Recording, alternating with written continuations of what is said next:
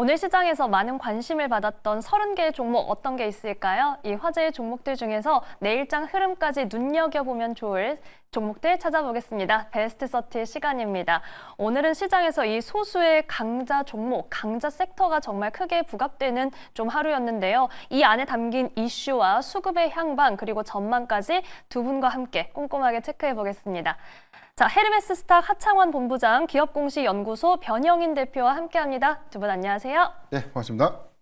네, 오늘도 잘 부탁드립니다.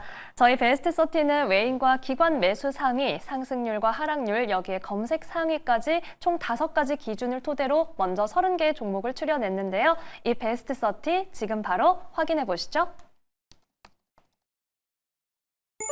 네, 오늘의 베스트 30가 등장했습니다. 외인의 수급을 보면요, 이 가는 종목이 더 간다 좀 이런 말이 생각납니다. 수량 기준으로 봤을 때 한화오션이 1위를 차지했고요. 오늘 역시 상승률 상위에도 랭크된 한화에어로스페이스 그리고 레인보우 로보틱스도 오늘 외인의 러브콜을 받았습니다. 반면 기관은 어제에 이어서 오늘도 삼성전자에 좀 주목을 했고요.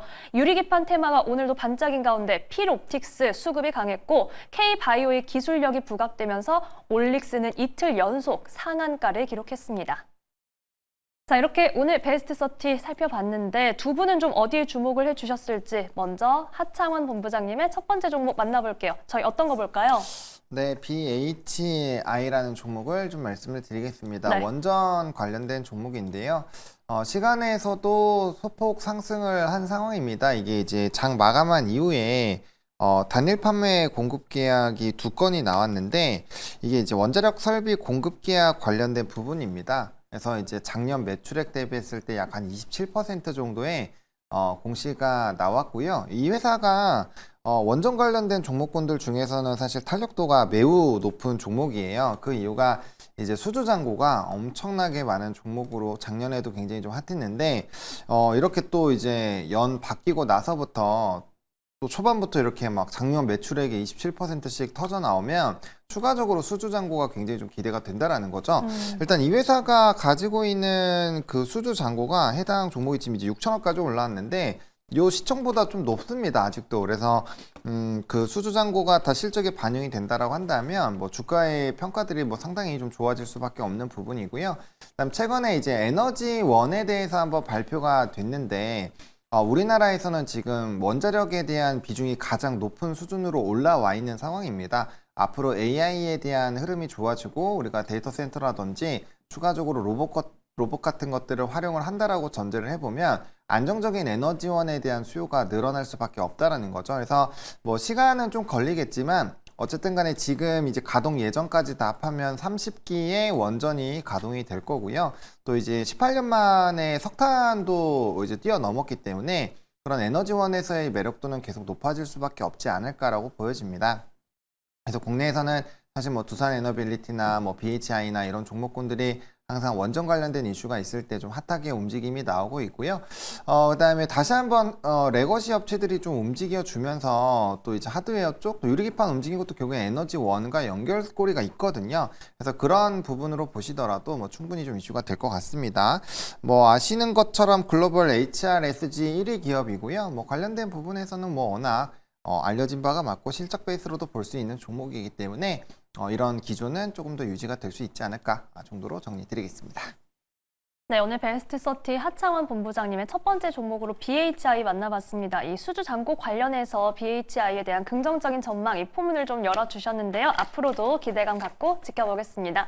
자, 이번에는 변영인 대표님의 첫 번째 종목으로 가봅니다. 저희 어떤 거 살펴볼까요? 네, 저도 같은 섹터에서 두산 에너빌리티를 좀 준비를 했는데요. 네. 1월부터 현재까지 외인과 기관을 좀 중심으로 한 견조한 수급의 연속 성과를 좀 보여주고 있고 오늘도 외인과 기관의 양매수가 좀 유입이 되면서 최근 어떤 정체된 수급 유입에도 불구하고 좀 긍정적인 흐름들을 이어가고 있지 않나라고 좀 판단되고 있습니다.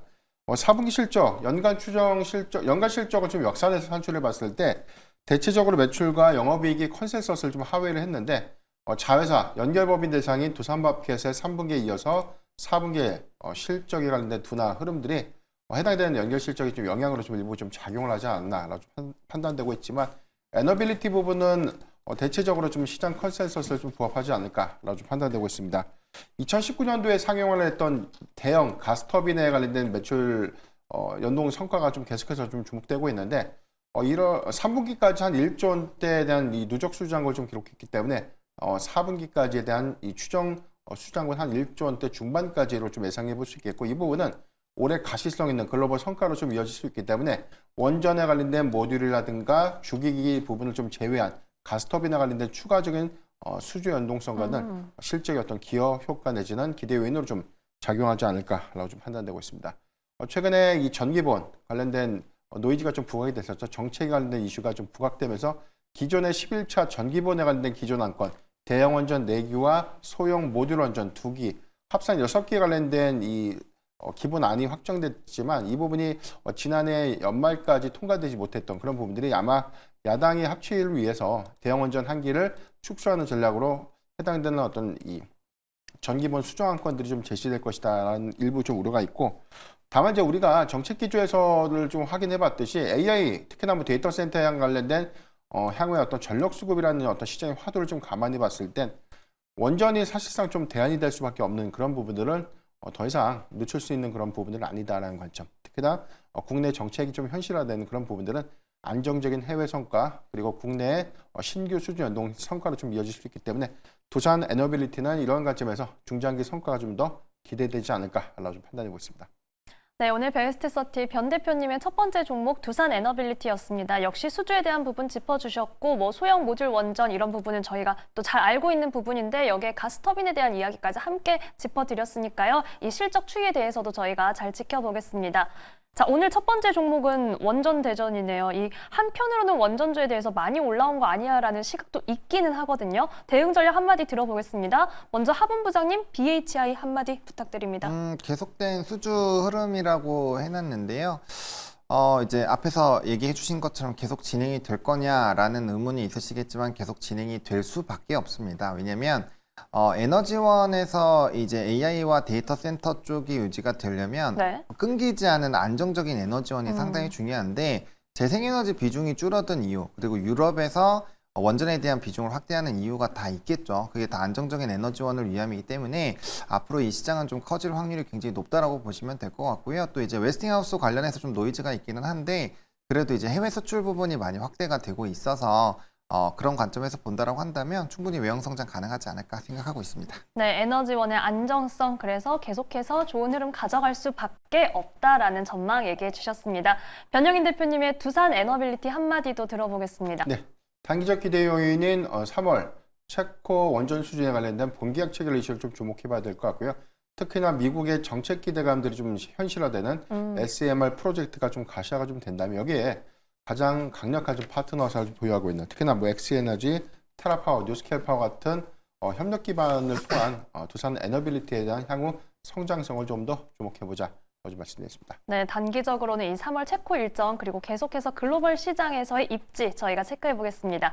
자, 두 번째 종목으로 가볼게요. 오늘 하분 부장님 두 번째 종목은 어떤 걸까요? 네, APR입니다. 이제 실적이 좀 잘 나온 부분에서의 네. 흐름이 있었고 또 이제 증권가 리포트도 또 이제 리뷰 리포트도 나왔는데 향후 흐름이 상당히 좀 긍정적일 것으로 보여집니다. 주요 키워드는 이제 해외에 대한 수출 비중이 굉장히 좀 좋아지고 있다라는 거. 그리고 비중이 높은데 거기서 외형 성장이 세 자릿수로 나왔거든요. 그래서 굉장히 잘 되고 있고요. 뭐 기기 부분도 나쁘지 않은 상황이고, 그리고 과거에는 이제 B2C에 좀 집중이 되어 있다고 한다면 최근에는 이제 B2B로까지 확대가 이어지고 있습니다. 그래서 그런 것들을 좀 생각을 해보신다면 상당히 좀 긍정적이다라고 보시면 좋을 것 같고, 일단 홈뷰티 디바이스 1위 기업이죠. 그래서 우리나라에서는 상당히 좀 기대가 되고 있는 상황이고, 뭐 화장품이나 뭐 패션 사업도 좀 같이 진행을 하고 있는 상황입니다. 그리고 이제 밑에서 잘 적어주신 것처럼 이제 화장품 관련된 쪽 같은 경우 100%이고요. 그 다음에 이제 미국, 일본, 홍콩이 제가 이제 하단은 100%로 좀 드리긴 했는데 거의 130%씩 늘어났어요. 그러니까 네. 그냥 두 자리가 늘어난 게 아니라 어마어마하게 늘어난 거죠. 그래서 주요 지역에서 일단 성장이 잘 나오고 있다는 것은 강점이 있는 나라에서는 뭐 명확하게 지금 뷰를 잘 끌어내고 있다라고 보시면 됩니다. 그리고 이제 이 뷰티 디바이스 같은 경우도 AI가 접목이 돼서 이제 커스터마이징이 상당히 좀 잘 진행이 되고 있거든요. 그래서 뭐 신제품이 만들어진다거나 아니면 추가적으로 어떤 커스터마이징이 진행이 됐을 때 이 상품에 대한 판매 기조가 상당히 좀 긍정적으로 나온다라는 거죠. 그래서 디바이스 쪽에서도 좋은 기조가 나올 수 있다라는 거는 그만큼 그 부분을 잘 진행을 하고 있다라고 보시면 좋을 것 같고, 사실상 이제 조금 뭐 수익성이나 이런 부분에서 좀 물음표가 있기는 했었습니다. 근데 이렇게 이제 B2B와 B2C를 동시에 잡아 나가게 되면 수익성은 당연히 따라올 수밖에 없는 상황이 진행이 되거든요. 근데 주가의 추이가 워낙 낮은 상황에서 유지가 되고 있기 때문에 사실상 시간을 좀 투여한다라고 한다면 계속적으로 좋은 흐름이 나올 것 같고요. 그다음 피부 관리 하시는 분들을 보시면 이제 기계 가지고 맨날 막 띠딕 하면서 하시더라고요. 제가 그런 거를 이제 좀 자주 보고 있고 찾아보고 하는데, 어쨌든 그게 단발성으로 끝나지는 않을 거란 말이죠. 이거 한 번 하면 계속 해야 되거든요. 띠디 안 하면 큰일 나요. 그래서 그런 부분에서 본다면 저는 뭐 추가적인 상승 기조들도 한번 노려볼 만하지 않을까 생각합니다. 네, 하범 부장님 두 번째 종목으로 APR 살펴봤습니다. 지금 띠디 하시는 모습이 좀 아시는 것 같은데, 네, 이 디바이스 뭐 커스터마이징 얘기도 해주셨지만 이제는 올인원이 아니라 정말 기능별로 좀 갖추는 분들이 많이 계신 것 같습니다. 여기에 더불어서 해외 매출이 지금 글로벌 시장에서 세 자릿수의 성장세를 보인다는 점도 함께 체크해봤습니다. 자, 이번에는 변영인 대표님의 두 번째 종목으로 가볼게요. 어떤 종목 살펴볼까요? 네, 오늘 상한가를 기록했던 레이저업텍을 준비를 해봤고요. 네. 우선 고체 UV 레이저 기반의 의료기기를 좀 상용화했습니다. 건선과 백반증 치료용 레이저 기기 팔라스를 좀 출시한 바 있었는데, 사실 뭐 작년 2월에 스펙 상장을 통해서 코스닥 시장이 좀 입성을 했고 공모가가 24,600원이었는데 상장 이후에 주가가 좀 급락하고 난 이후에 지속적으로 주가가 좀 하락을 했습니다. 그래서 12월 8일 기점으로 보면 4,660원을 좀 기록하면서 신저가를 좀 기록했는데, 공모가 대비 하락폭이 워낙 좀 크다 보니까 주가의 괴리율들이 좀 상당히 좀 컸었고요. 실제 스펙 상장을 준비하기까지 어떤 3개년도에 대한 실적 추정치는 좀 안정적인 성장 흐름들 좀 보여주고 있지만, 올해 전반이 어떤 실적의 실망감들이 좀 제기가 좀 되고 있는데, 매출액이 전년 동기 대비해서 한 2.8% 좀 감소됐고 영업이익이 적자 전환을 했습니다. 9,100만 원의 손실을 좀 기록했는데, 회사 측에서는 해당되는 뭐 광고 선전비라든가 고정비 증가가 좀 가장 큰 원인이었다라고 좀 명기를 좀 했지만, 대체적인 어떤 성장률이 좀 둔화됐던 부분들은 기존의 회사의 어떤 계획과는 좀 다른 다소 좀 부진한 그런 모습들을 좀 이어가고 있지 않았나라고 좀 판단되고 있습니다. 어제 좀 발표됐던 내용들이세요. 뭐 색소질환 치료용 레이저 기기 헬리오스 785를 미국의 시판전 허가를 좀 득했다라는 이슈가 좀 부각되면서 오늘 강한 수급의 어떤 수급 유입을 좀 기록하면서 상한가 좀 안착을 했는데, 네. 전일 시가총이 한 770억이었기 때문에 오늘 뭐 상한가 안착 이후에 시총이 1,000억대 초반, 대체적인 유동 비율은 한 38% 정도 유통질수가 굉장히 좀 현재 낮기 때문에 낮은 유통질수와 기대 요인들이 좀 더 부합된 그런 흐름들이 단기간점에서는 뭐 수급의 연속 성과를 좀 더 보여주지 않을까. 다만 오히려 시판허가에 관련된 미국 시장의 진출이 좀 본격화되는 그런 부분들에 대한 긍정적인 기대 요인들은 좀 다 좋지만, 일단 뭐 실적으로 좀 다시 한번 좀 증명해줘야 되는 성장의 어떤 개선 여부를 반드시 좀 체크를 좀 해봐야 될 것 같고요. 수급의 연속성 관점에서는 워낙 시가총액이 현저하게 좀 많이 빠져있는 구간에서에 대한 반등이기 때문에 조금 더 이루어질 수 있는 그런 측면을 좀 고려해보면 단기적 관점에서 뭐 공략 좀 유효하지 않을까라고 좀 판단을 해봤고요. 향후에 미국 진출에 관련된 시장 점유율을 얼마만큼 좀 확대시킬 수 있는지, 이 부분과 2025년도에 연결되는 실적의 어떤 연동 성과도 계속해서 좀 주목을 해봐야 되지 않을까라고 좀 전망해 보겠습니다.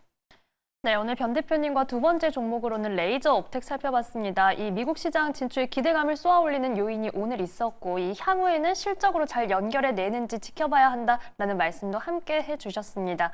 자, 오늘 뭐 베스트 30 2라운드는 뷰티 기기와 의료 기기가 만났습니다. 변 대표님, 레이저 업텍 한마디 부탁드립니다. 네, 수급적인 측면에서 단기적 접근은 유효하지만 중요한 건 2025년도 실적 개선 관점, 그리고 미국의 진출 초도 시점이기 때문에 시장 점유율을 얼마만큼 빠르게 제시해 줄 수 있는가, 이 부분을 반드시 참고하시기 바라겠습니다. 네, 분명히 기대 요인과 좀 주의해야 할 포인트 함께 짚어드렸습니다. 이번에는 하범 부장님 APR 한마디 부탁드립니다. 네, 해외 비중이 매출의 64%인데 해외에서 더블이 났네요.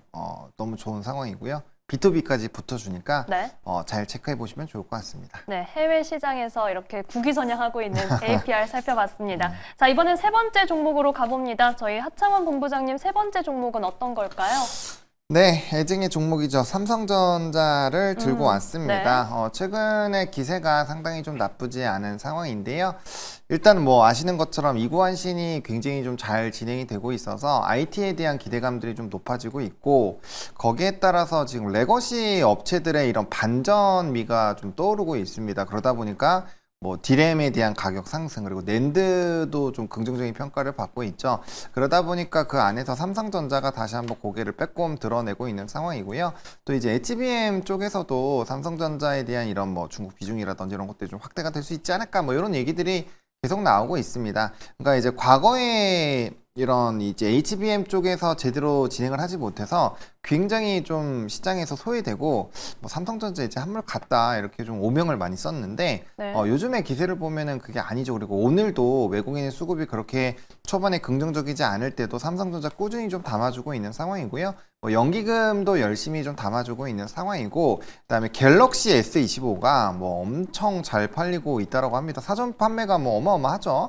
이게 이제 첫 번째 AI 폰이 되지 않을까라는 이제 시장의 분석들도 꽤 나오고 있는 상황이고, 저는 개인적으로 이제 영상 편집할 때 이런 음성이나 이런 주변 인식들을 나눠서, 이게 뭐 프리미어 프로처럼 이렇게 나눠서 제거를 할 수 있더라고요. 오. 그런 것들이 엄청 활용도가 높아지면 너도 나도 이렇게 짐벌 하나씩 들고 찍지 않을까 이렇게 생각을 하고 있는데, 저도 그래서 지금 휴대폰 한번 바꿔볼까 생각을 하고 있거든요. 그런 내용들이 있고, 이제 레거시가 좋아지게 되면 전체 점유율에서 상당 부분을 많이 차지하고 있는 이 삼성전자의 실적이 상당히 좋아질 수 있죠. 왜냐면 레거시가 좋아지면 DS 부분이 좋아지기도 하지만 DX 부분, 가전 부분도 좋아질 수가 있거든요. 게다가 최근에 기조가 이런 AI가 이제 사물에 다시 탑재가 되는 흐름으로 가고 있기 때문에, 그러면 이제 노트북이나 뭐 가전이나 이런 것들 많이 갖고 있는 LG나 뭐 삼성 같은 경우는 플러스 알파 요인이 될 텐데, 이미 스마트폰으로 스타트를 끊었기 때문에 그러한 기조로 유지를 해본다면은 충분히 좀 기대가 될 것 같고, 또 증시에 대해서 긍정적인 발언들이 많이 나오잖아요.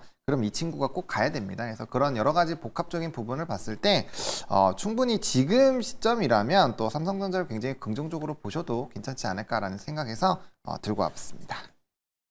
네, 오늘 하창원 본부장님 마지막 종목으로는 삼성전자 점검해 드렸습니다. 지금 갤럭시 S25 그리고 레거시 반도체 관련해서 좀 회복세에 대한 기대감이 나오고 있는 구간인데, 최근에 오명을 좀 벗을 수 있을지 저희가 지켜보겠습니다. 자, 이번에는 변 대표님의 마지막 종목 만나볼게요. 저희 어떤 종목 볼까요? 네, 오늘까지 2거래일 연속 상한가를 기록한 올릭스를 좀 준비를 했습니다. 이 회사 동사는 RNA 간섭 플랫폼 기반의 신약 개발을 주력으로 좀 하고 있는데, RNA 간섭 플랫폼이라는 것은 세포 내에서 활성화된 유전체 또는 비활성화된 유전체를 따로 구별해서 비활성화된 유전자가 촉발시킬 수 있는 질병군을 좀 억제시키는 그런 플랫폼을 통해서 치료제를 좀 개발한다라고 좀 이해를 하시면 좋을 것 같고요.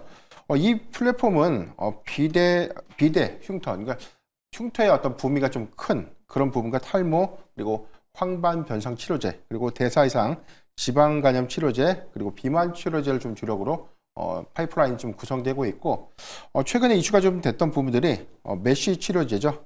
대사 이상 이 지방 간염 치료제가 이 일라일릴리의 기술 이전 라이선스 기술 이전 수출 계획을 좀 체결하면서 좀 충분한 좀 기대 요인들 됐는데, 전체 규모가 한 9,100억 원. 이 부분이 오히려 이 단기적인 어떤 마일스톤에 관련된 어떤 기대 성과를 좀 논하더라도 경쟁사들이 갖고 있는 어떤 약물과 비등한 평가를 좀 받았다는 관점에서 시장의 좀 관심도가 좀 크게 나타내주고 있지 않나라고 좀 판단되고 있습니다. 대체적으로 이 메시라고 부르려고 있는 대사 이상 이 지방 간염 이 치료제 이 부분은 단점이 체중이 좀 감량되는 그런 어떤 적응증 확대로 이어질 수 있는 그런 긍정적인 부분이기 때문에 지방 간염 치료제를 좀 논의를 하더라도 비만 치료제에 관련된 어떤 효능 효과까지도 같이 연결해서 이번에 어떤 일라일릴리와 기술 계약을 좀 체결하지 않았나라는 어떤 전망도 좀 나오고 있고, 해당되는 임상 일상과 동일한 어떤 지표로 갖고 가는 부분이 노보더디스크의 약물과 좀 유사성을 좀 보인다는 관점에서 현저히 좀 저평가되어 있는 그런 부분들이 올릭스에 충분한 어떤 기대 요인으로 좀 작용하지 않았나라고 좀 판단되고 있습니다. 대체적으로 좀 봤을 때 지금 임상 일상 단계에 좀 주력하고 있는 그런 기업들의 대체적인 어떤 이 기술 수출 계약금들이 1조 원대 초반에서 1조 원대 중반까지 좀 형성된 것에 비해서 1조 원대 미만, 좀 다소 적은 금액으로 좀 기술 수출되는 것이 아닌가라는 어떤 우려감들이 있지만, 오히려 이 효능성 관점에서는 굉장히 좀 유효적인 지표가 동등한 약물 대비해서 우수성을 좀 보여주고 있는 그런 긍정적인 기도인들이 있기 때문에 향후 이런 부분들은 로열티에 관련된 어떤 부분의 산임 효과들을 좀 더 극대화시킬 수 있는 그런 요인들 좀 주시를 해봐야 될 것 같고요. 여기 더해서는 최근에 이 단독요법으로 좀 나왔던 어떤 성능 부분들이 비만 치료제에서 우리가 좀 기대할 수 있는 3개월에 한 번 투여만으로 비등한 어떤 효능을 좀 입증해냈던 이런 그런 부분들은 최근에 뭐 요요 현상에 관련된 부분들, 장기 지속형 약물에 관련된 제형제 관점에서 굉장히 좀 유의미한 성과를 좀 보여줄 수 있는 부분들은 일라일리가 이런 기술을 좀 오히려 좀 참고해서 비만 치료제를 좀 고도화할 수 있는 그런 가능성이 굉장히 좀 높다라고 볼 수 있기 때문에 올릭스의 최근에 어떤 상승들은 이전 고가를 충분히 경신할 수 있을 만큼에 대한 파급력을 좀 보여주지 않을까라고 볼 수 있기 때문에 기회를 좀 줄지는 모르겠지만 기회가 있다면 저는 뭐 분할 매수 관점에서 접근은 좀 가능하지 않을까라고 좀 전망하고 있습니다. 네, 베스트 30 오늘 변 대표님의 세 번째 종목으로 올릭스 살펴봤습니다. 기회를 줄지 모르겠지만이라는 말씀이 좀 신경이 쓰이긴 하는데 이 지방간과 체중 증가가 대체로 상관관계를 갖는 만큼 더 기대감을 가질 수 있는 부분이 있고요. 이 일라이릴리라는 키워드로 오늘까지도 상한가를 쏘아 올렸는데 계속해서 긍정적인 전망으로 바라보도록 하겠습니다. 자, 저희는 마지막 종목 대응 전략 정리해 볼게요. 먼저 하창원 본부장님, 삼성전자 한마디 부탁드립니다. 네, 실적 확대 퍼포먼스 기대라고 했는데 네. 뭐 아마 반도체 좋아지면 하이닉스 사지 누가 삼성 사 이렇게 생각하실 수 있어요. 근데 이제 최근에 어쨌든 떨어진 거에서 또 올라온 거 보면 삼성도 올라갈 때는 좀 나름 시원하게 올라갑니다. 예, 그 덩어리가 좀 무거워서 그렇지 또 묵직한 자금을 넣을 수 있다는 장점이 있고요. 그다음에 이제 후발에서 약간 선두로 오는 그런 분위기이기 때문에 또 오히려 삼성이 조금 더 치고 나갈 수도 있습니다. 그래서 뭐 하이닉스를 투자를 하시는 것도 당연히 좋은 선택이지만 한 번 정도는 삼성전자를 같이 바라봐 보시면 어떨까라는 생각으로 이제 한마디 정리해 보겠습니다. 네, 확실히 최근에는 좀 하이닉스에 비해서는 삼성전자에 대한 투심이 위축되기는 했었는데 좀 반전이 일어날 수 있을지 궁금합니다. 본부장님, 요거 짧게만 여쭤볼게요. 그래도 얼마까지 이게 좀 제일 많이 궁금하실 것 같거든요. 삼성전자요? 네. 삼성전자는 사실 지금 뭐 단타로 들어가기엔 좀 애매한 것 같고요. 제가 생각했을 때는 뭐 지금부터 사서 모아 간다라고 한다면 그래도 6만 원대 후반 정도까지는 한번 끌고 가봐야 되지 않을까라고 생각을 합니다. 네. 6만 원대 후반까지는 저희가 확실히 좀 끌고 가고 그때 또 베스트 30에서 만나볼 수 있었으면 좋겠습니다. 자, 이번에는 변 대표님과 함께 올릭스 대응 전략 정리해 볼게요. 네, 메시 치료제 임상 경쟁사 대비 저평가 이 부분에 대한 재평가는 현재 진행 중이다라고 좀 이해를 하시면 좋을 것 같고요. 일단 애로의 성격들이 구체화 좀 되는 구간들 단순하게 대사 이상 지방 간염 치료제에 국한된 것인가 아니면 비만 치료제까지 적응적 확대를 위한 임상도 같이 연결된 계약으로 이어졌는가 이 부분이 중요한 포인트가 좀 될 것 같은데 시장은 두 가지를 모두 다 엮은 계약이다라고 좀 바라보고 있기 때문에 기대할 수 있는 요인들에 대한 폭은 더 넓다라고 좀 볼 수 있겠고요.